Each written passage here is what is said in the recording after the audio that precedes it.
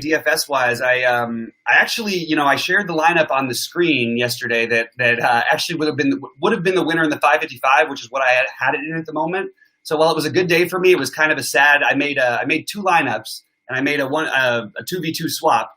So with the lineup that I had on screen when we were doing the show yesterday, I actually would have won the 555 for 50K. It finished ninth in the massive one, the 100K for like a couple thousand.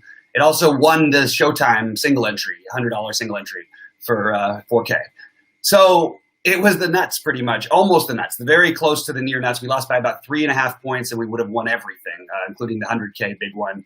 But I think we would have chopped it. There was one other guy in that tournament who had the same lineup. So, but it's still, a really good night. And I'm actually going to call it up real quick, just that lineup, and just show you guys, because I thought it was funny that it was literally the one I shared on screen. And just goes to show you could have just cheated off me yesterday and probably made some money. At least when it came to NBA, my MLB stuff probably would have got you a little bit in trouble because I didn't quite get the MLB slate right. Had some good plays, but overall was not a good MLB slate, but was a really good NBA slate for me. Made about 9-10 times on my money, so I can't complain. I'm going to share this window real quick just to show you guys a little bit what I was talking about, and then we'll get into today's slate. First of all, I want to thank the people over at BetQL.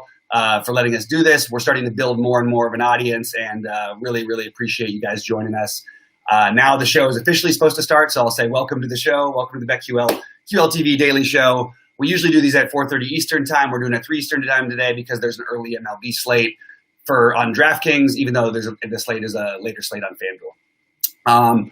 Let's share this real quick. I'm going to share my DraftKings lineup from yesterday. And yeah, this is the one we ended up tying for first. It's odd that in the 555, the scores weren't as high as the single entry because me and this other guy tied for first at 325. We had the same lineup. I didn't have the same lineup as anybody in the 555, so it would have been nice to win that tournament. Really, really, obviously a solid lineup. Hard to get too much off chalk on a slate like this. I usually don't have 20% guys, but like even Bledsoe just being okay at 15% was solid enough. Eric Gordon being okay at 23% and then leaving out Harden. I would have liked to have left out Giannis. That would have probably been the right thing, in the end. But we probably wouldn't have gotten to Dort then, to be honest with you. And Dort was obviously the monster for us at 22% with 40 fantasy points, 30 real life points. That was pretty incredible. And a great, I don't know if I would say a great game, but a great result. I'm happy that Houston won. I know other people feel differently, but that's just sort of where I'm at. I don't know if you guys can see the screen. I feel like I just realized I didn't share it officially. So now I'm going to. Anyway, here we go. And you can take a quick look at the lineup that won the money last night. And I hope that you guys were paying attention, and I hope that it helped you guys out as well, because it would have won all the money on the big one. And sorry I didn't win 50K. I still had a good night. I did wake up a little disappointed that I made that 2v2 swap, and I really was 50-50 on which one I was going to put where. And I ended up sticking with it this way. So not ideal, but I'm going to get this out, tweet this out to some people so we can get our usuals in chat. We have a little bit of a different time today, so going to make sure to take care of that. In the meantime, I'm going to leave that screen up there for you guys so you guys can take a look at basically what I did. Comment on if you had any of the same things, if you looked at my lineup before, because I did share this exact lineup on screen right before lock. So hopefully it helped you guys out. All right, let's get this out right now. Live now. Well, all right. And I'm tweeting this out. Let's get this going. All right, guys. So great slate yesterday. Going to be a good slate today. My phone is blowing up. I keep thinking it's sports stuff, but it has nothing to do with it. It always drives me crazy when my friends hit me up, especially during phone, for some reason, while I'm on air. I'm like, you guys don't even reach out to me that much anyway, but whatever. So I'm going to get into tonight's slate. I think it's interesting. Like, the baseball slate is going to be weird because we've got weather. They just can't quite make it easy on us. But real quick, going, game by game, I guess we'll do it. I think we should start with NBA because I know that the MLB starts sooner, but we can sort of go closer up to lock. And we won't get up to lock. We'll probably be here for 35 minutes or so, but we will get close to it. And I'm going to go through, just give you guys my initial thoughts when we get to everything on the NBA. I'm sorry, on the MLB. We'll start off with the NBA, though. Let's see. My lineups right now currently look like this, and we can quickly go game by game. I'm going to make some changes here, so this is not like, again, I probably shouldn't be showing this for as much as I am, but it's early in the day still. I don't know that I'm going to stick with it. It's just some early builds that I had. You can sort of see which way I went. Very high on, even though I don't have him in most of these lineups, I've actually got him in my FanDuel lineup right now as my center. I'm sort of loving the long shot play of taking a guy like, excuse me, let me try and actually, you know what? Let me do this right here. This is what I meant to do with this lineup, and it got mixed up. It's basically a 1v1 pivot for what is projected to be an unowned Harrell in a spot where I think they're going to need him against a much larger team in Denver. Harrell's obviously cheaper there. I'm just going to save that for right now so I don't forget that's the way I want to go. I don't think I really want Reggie Jackson, but I may end up using him. The value's weird. Looking at my little cheat sheet on another screen, while I call it up for you guys over here and go game by game, I personally I think you got to try and stack the first game and try and hope the second game sort of blows out and you can play a blowout angle. In the first game, obviously the number one play for me is an easy one. You're going to play Kyle Lowry. It's just a must win.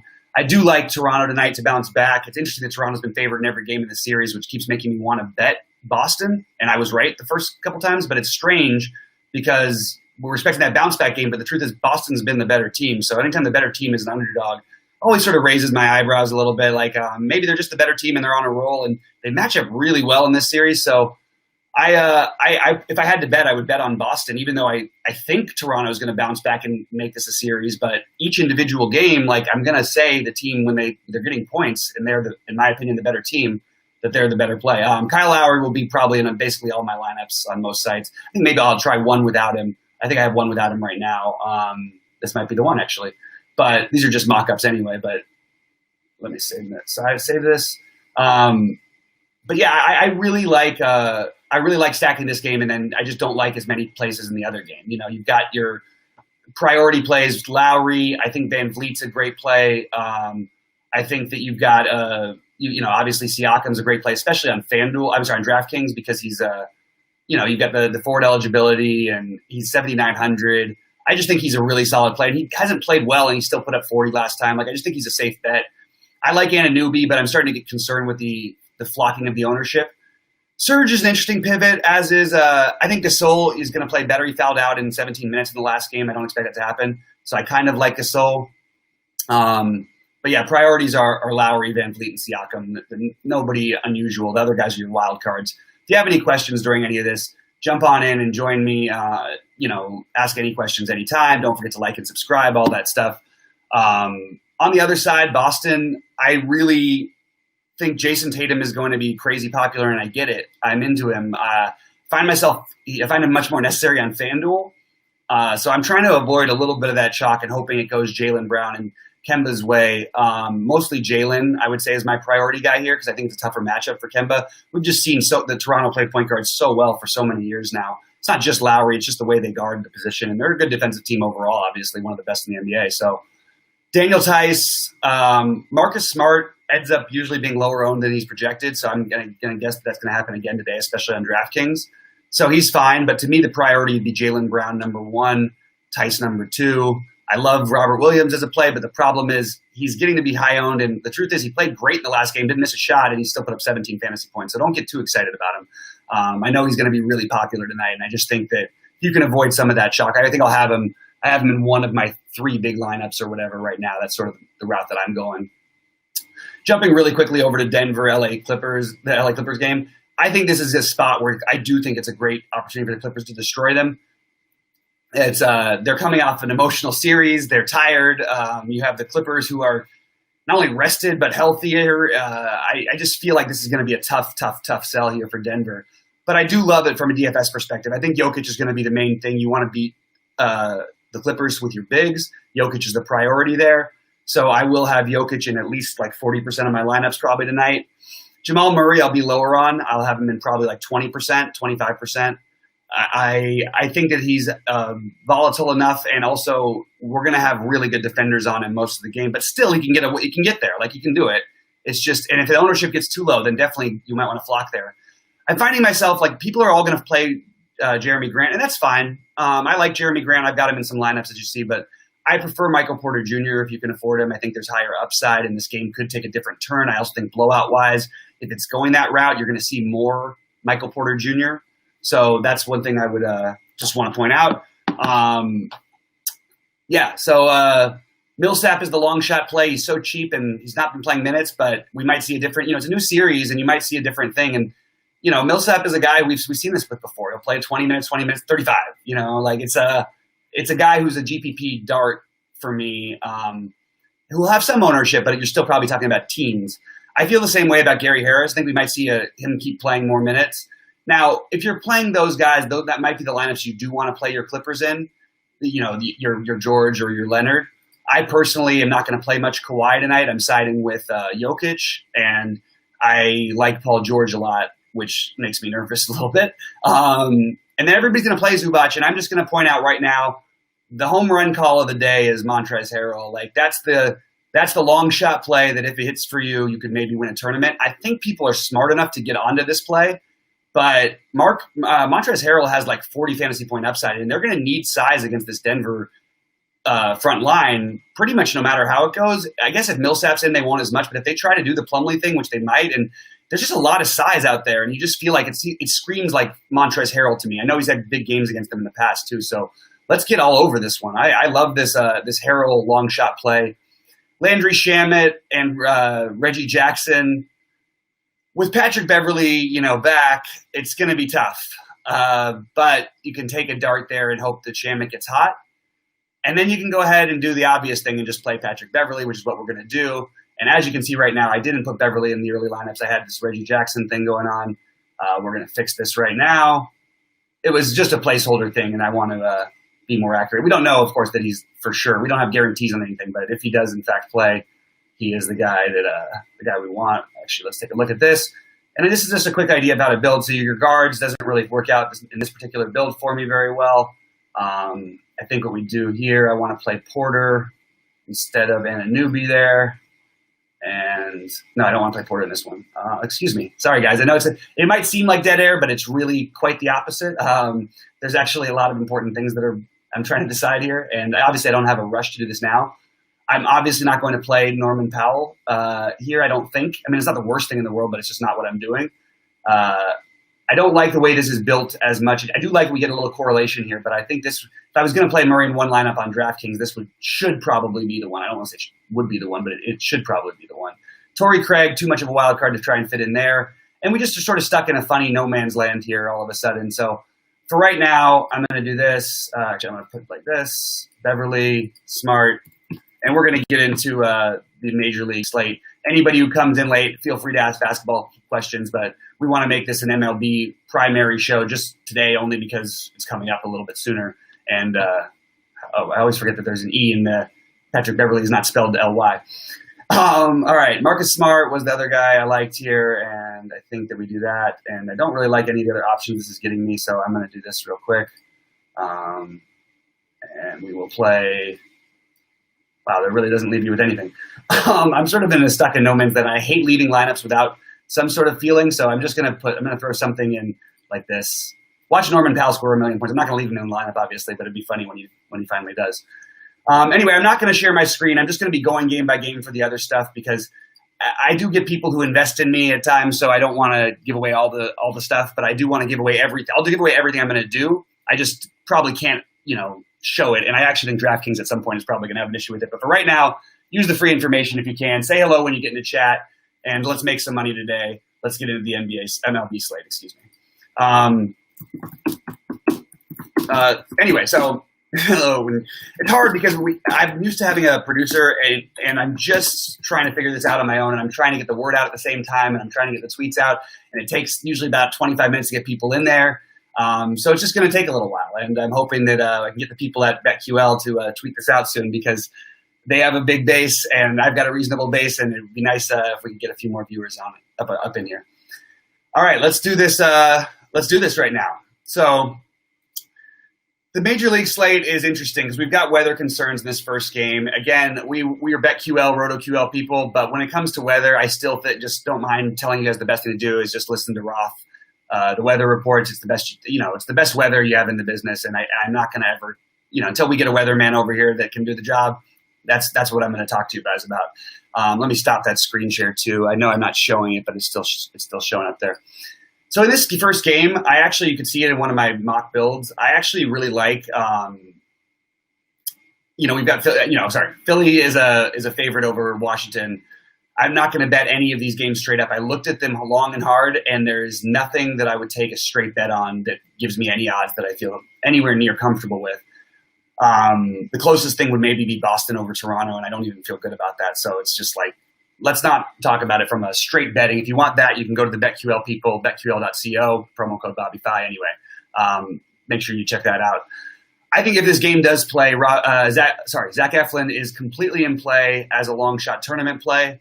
I think that he's going to have very little ownership, especially, on DraftKings, which is, you don't play on FanDuel. I guess you could, but I just think it's probably reaching. I think you're going to have a primarily righty lineup with a couple lefties that are good and a couple lefties that are bad. And I just think, Eflin's great against righties. He's actually been fairly consistent this year. He's shown terrific strikeout upside against a team that, is medium in that range. So I think that you can get away with playing Eflin here. There's some better options, but I do think he's an interesting play. Wouldn't play any Anibal Sanchez on the other side, and I would prioritize a Philly stack here, assuming this game does play. And I'm willing to embrace some variance. So if it's close, I might just go ahead. Philly needs to get games in because they missed so many with COVID. There's been a lot of issues, so they need to get games in. So I'm expecting them to try and do that. They also offer some really good value for some of their hitters today. I'll list them in order of my favorites. And they're going to be really popular, too. That's the thing. It might lower their ownership if this game has weather issues. So they're not my priority stack because of that, but they are one of my 3 favorite stacks, just in a vacuum. The priorities are going to be, you play Jay Bruce really cheap at 2,900. Seems like whenever they do play him, it's a home run. Sanchez, perfect matchup. Still got a sinker ball guy against a fly ball hitter. Like, you got a nice little spot here for him. Didi's a great play. I love Bryce, Real Muto, Hoskins. But Hoskins and Bryce would be the guys you'd want to prefer. But realistically, the guys you might be able to, if you want to pay up at pitching, might be Hoskins, Bruce, Didi. I think that's the route I would probably prioritize. And then you've got Roman Quinn at 2.3. So you can save if you want to do the full 5-man, which I've done some of, even though I usually 4-man stack. A reminder, guys, when you do get into chat, ask some QQs, say hello when you get in. Give us the like and subscribe, all that stuff. We want to make this show interactive. And Sheets is gone this week, taking his son to school. Who knew that was going to happen? And so this is what we're stuck with. It's just me. And I'm actually going to have to get out of here at about 25 too, because I've got lineups to work on, and I've got to finish up. What's a pretty big day for me? After a nice win, I always like to get a little money out there. But yeah, Philly stack are definitely in the top 3. Let's move over to the Yankees-Mets game, basically a pick'em. We have a 9.5 run total here. I think that you look at the pricing in this game, and it just makes you want to play it. LeMahieu's 4.3. Urshela is 3.6. Voit is 3.9. These are ridiculous prices. Clint Frazier, 3.6. Aaron Hicks, 3.2. Mike Ford, 2.8, batting 5th. There's a lot of value here. And there's also a ton of value on the other side where you've got Michael Conforto at 3K, Pete Alonso at 3K. I mean, what is going on? Jeff McNeil at 2,500, JD Davis at 2,800. I understand that the matchup might have been scheduled for somebody else, but I don't know if it was God they expected to pitch, but these are some ridiculous prices. So the only guy who actually cost anything, I mean, there really isn't anybody actually. It's just cheap. So I actually have always thought, historically that Happ has been a better pitcher than probably he gets credit for. And this is actually a pretty good matchup for him. I'm not going to play him, but I mean, look at these prices, guys. A little mini Met stack or a little mini Yankee stack or a combo or any of these pieces are really interesting to me. I even to prioritize, Pete Alonso, I guess, at 3K. I know he's struggling, but come on. This is a multi-home run upside guy against Happ who can really struggle at times. Jeff McNeil at 2.5. The guy led the league in hitting last year. Let's just take some shots on these guys. And the crazy part is that in the lefty-lefty matchup like Conforto, usually at 3K, you'd say, oh, that guy would be 100% owned. He's going to be 10 to 20% owned. Maybe not even because there's some other value. So I actually like Conforto better than the other guys. I think he's a better DFS hitter, a better power hitter. You say Frazier might be a better play than him, but he's 3.6. 3K. I love it. Luke Voit, I also like the immense power. Luke Voit, Pete Alonso, those two guys are both awesome. I don't mind which way you go there. And I just think that you're looking for bats in this game. I just don't think I'm fully stacking it, but you're using a lot of those bats for your little mini stacks. The Padres and Angels. The Padres, always the mega chalk, especially got a lefty against them. They've got an awesome lineup. Not for me, today so much. I don't mind Machado and Tatis. I like them actually quite a little bit. With the lineup they're rolling out, projected, you could play Grisham, you could play Machado, Tatis. It's fine. I'm not excited about it. Maybe Nola would be my preferred play if I did go here, but he'll be popular. I don't love it. I think that we actually have a pretty decent pitcher against them. I know they're a good offense, but I'm not going to just pick them every day because they're a good offense. They're facing a good pitcher. I do love Clevenger in this game. First game as a National League pitcher. Of course, he's pitching against the American League team. Not that it really matters these days anymore. I like Clevenger here. He would be my favorite SP1 or 2 on DraftKings, and he'll probably be the highest owned. He's also my SP1 on FanDuel. I just think he's got the highest upside. I think he's got the long leash. You could argue between him and Kershaw, and everybody else say Kershaw. I actually prefer Clevenger a little bit today to Kershaw, but I think it's close. The Diamondbacks are so bad against lefties. I like Kershaw a ton too, so don't get me wrong. They're together in most of my DraftKings lineups, but that's just where I'm at. All right, Toronto-Boston, let's get into it. This is a game where everyone is going to target to, not like maybe everybody's 20%, but everybody should be near double digits that's sort of relevant fantasy-wise, which is okay. It's a smallish slate. On DraftKings, on FanDuel, JD Martinez is really cheap at $3,300. On DraftKings, all the Red Sox are expensive, which could probably keep some people off of them. I think the best play here is Taijuan Walker as a pitcher on DraftKings. He's 4,800. It doesn't make any sense. He's going to be high owned. I get it. I think the run total is too high. I don't believe in as much of this Boston offense. Sure, he could get rocked, but I'm willing to take that risk at 4,800. I can do that and pay up for some Dodger bats. I can pay for some Philly bats that I want. I could pay for some White Sox bats that I want. There's a lot I can do if I do that. So, again, it's going to be the usual guys for Toronto. It's Biggio or Teoscar. VR is there today. You've got Gurriel, Grichuk, Guerrero. In order, I think that Grichuk is probably the best play on draft. He's probably the best play overall. I think instead of stacking, one way to is just to play 2 or 3 of these guys. Perez can occasionally limit damage, and maybe we don't have to fully stack, a sort of sporadic offense, if you want to call it that. You can play Travis Shaw and the lefty-lefty on FanDuel where he's really cheap if you want to get different with your stack and get a guy who's low-owned as a part of the stack who could hit one out for you. I don't mind trying something like that if you're going to make the full stack. But overall, I do like him. I think that you want to get a couple bats from this game. Teoscar on DraftKings is way too cheap. On FanDuel, he's really expensive, so should be lower owned. Maybe try that over there. Maybe try it on both sites even. VR makes a lot of sense. I've got a little mini stack with him over there on FanDuel. I like this quite a bit. So I'm a fan of against Perez. I'm a fan of these guys, but I don't know that it's my favorite full stack. I think if I'm doing my full stacks, it's Philly, the White Sox, and the Dodgers are my favorite 3. On the Boston side, I already mentioned JD. Bogarts, probably not going to go there as much at that price. Rather play Corey Seager. Devers, rather play other guys, but I don't mind him at all. I don't mind any of these guys. They're expensive. I don't mind the stack, but I'm not going to do it. I'm just going to be real with you. That's where I'm at. I just don't find it useful in any way. Also want to talk a little bit about the just that Boston's bullpen's really bad, and I think that it just gives them, their opponent a little bit of a bonus. And if they do get Perez out of there, or even just make him throw pitches at all, you got 4 or 5 innings of a pretty bad bullpen that's been pretty beat up lately. So I still am on board with the Toronto, even though the full stack always feels weird with me with a team that doesn't walk a ton and strikes out a lot. So that's where I sometimes run into issues with them. Chicago White Sox and Kansas City Royals. Okay, so we have Duffy, who basically has a lot of experience versus this guy with mixed results. Pretty good K rate, some power he's given up, some walks, some things that you like to see when you're trying to stack against somebody. He was pretty good in this matchup last time, really limited damage, but did give up 2 home runs. I mean, these White Sox are powerful. But, I think in 7 innings, I think he only gave up a couple runs, too. Maybe he gave 3. But, still a solid outing. I obviously am not going to play him today. I don't think you need to go there. I mean, look, people will play him. And it's fine. It's just I would rather – I have other pitchers I like. Cease is the same thing. He's fine, a little bit expensive. And I'd rather play the Kershaw, excuse me, let me just look at my pitchers real quick. the Kershaw, the Taiwan Walker at the low price, the Zach Eflin at low ownership, and then Clevenger. That's the guys I'm using on DraftKings right now. I might throw in something else later, but I doubt it. I think that's mostly who I'm sticking with. And then I can get behind the bats in this game on the Chicago side completely, and they're not going to be as high owned on DraftKings because the prices are crazy. And Duffy's have been okay. Duffy can get wild, guys. This is a spot. I'm going to get on board with the horrible bullpen behind him.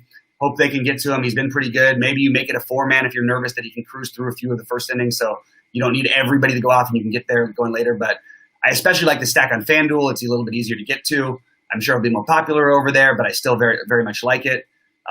Encarnacion, you've got is a cheaper guy, that you could use from this game. And they're not going to be as high owned on DraftKings for a couple reasons, and that's one of them being that they're expensive, but one of them being that Duffy has been okay, I guess is what you'd say.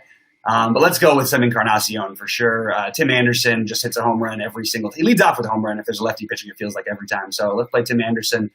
Moncada would be the lesser of the priorities because he's always struggled more against lefties. However, I like him better as a baseball player than everybody else on this team, except for maybe Abreu, who's also an awesome play. So I'm going to play Moncada today. I actually prefer Moncada at much, much lower ownership than Rafael Devers at much higher ownership. That's the way I'm sort of treating this. There you go. White Sox are 11-0 against lefties. That's awesome. That's a great stat. I actually didn't have that in front of me. Good job, Wesley. I actually did not know that. I knew they were excellent against them. I didn't know they were 11-0. That's pretty nuts.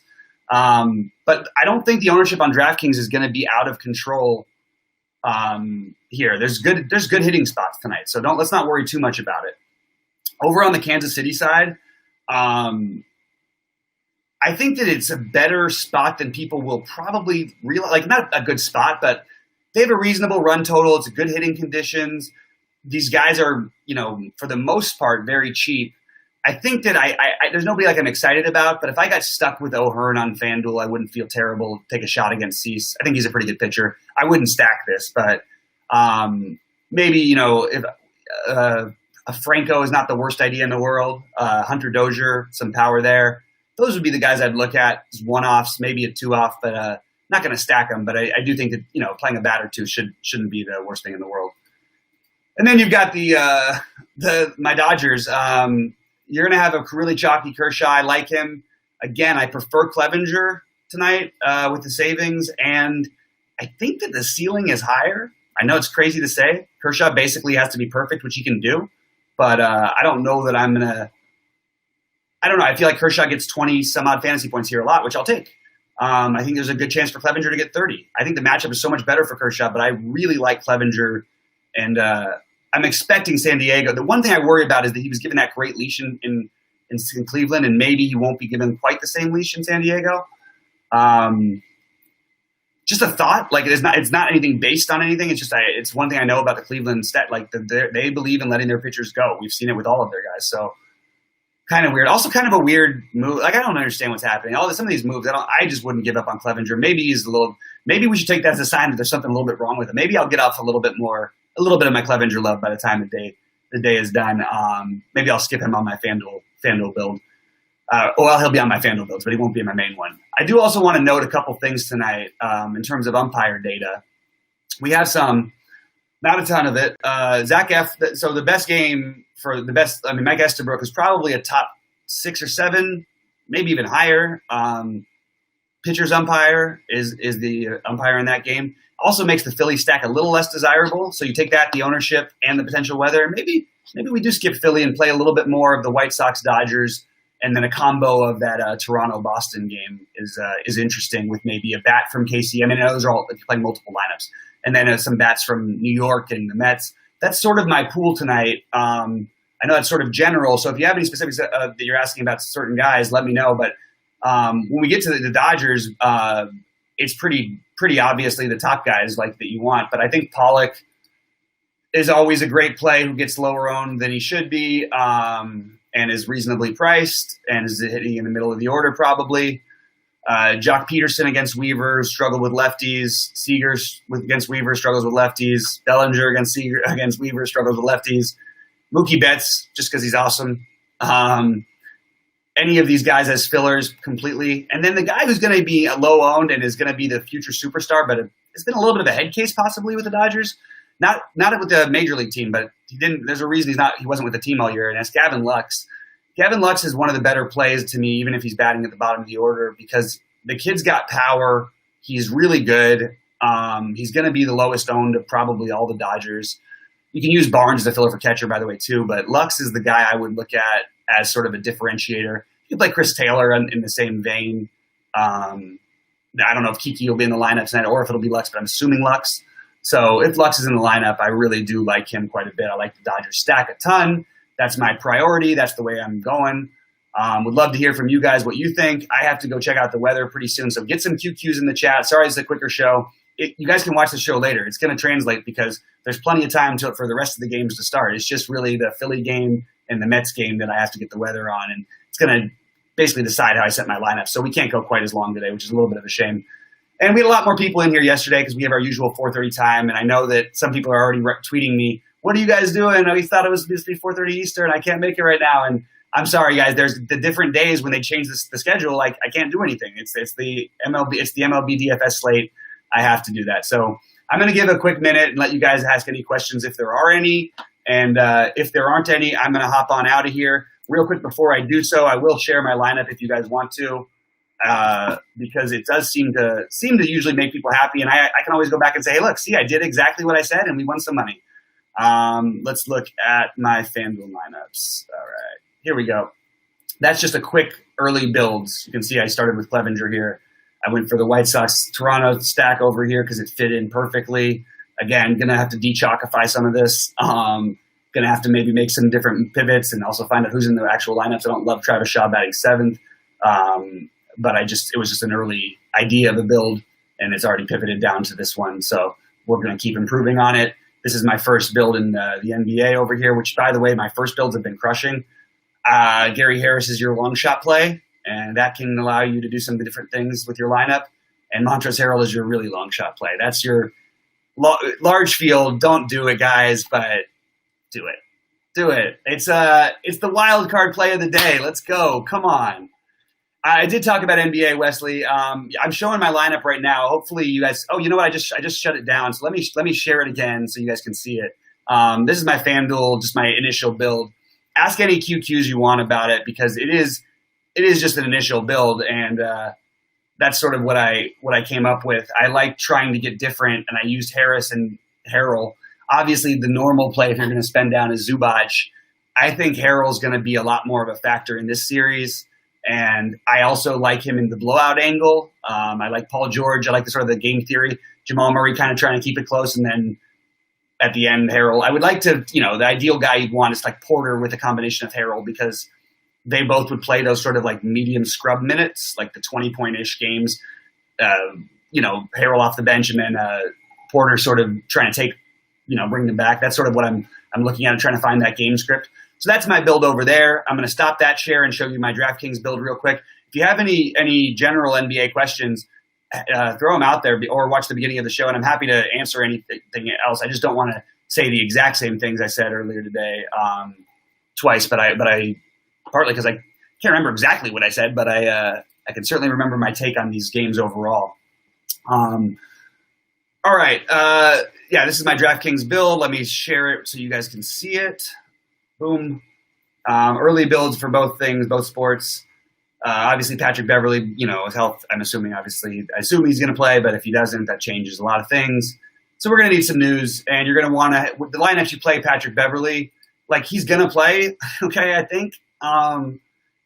But if for some reason he doesn't, I'm trying to leave 300 or more on the table so I can have the option of Shamet or Jackson, probably Jackson, but I just want to throw that out there.